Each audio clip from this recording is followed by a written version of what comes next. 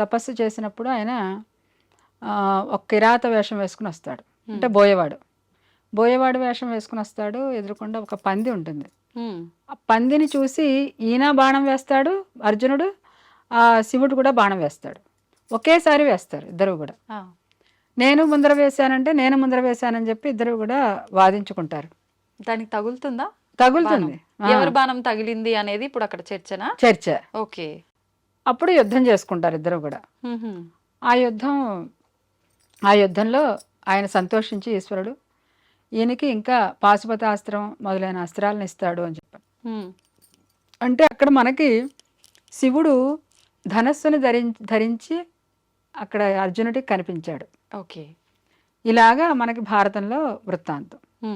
ఇదే ప్రశ్న అనుశాసన పర్వంలో భీష్ముడు ధర్మరాజుకు చెప్తున్నప్పుడు భీష్ముడు చెప్పాట, ఒకసారి పార్వతీదేవి కూడా ఇదే సందేహం వచ్చిందట.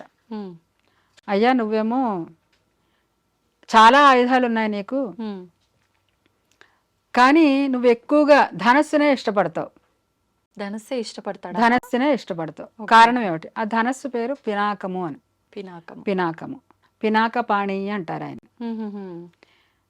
అంటే పాణి అంటే చేతి యందు ధనస్సుని పినాకాన్ని ధరించిన వాడు అని.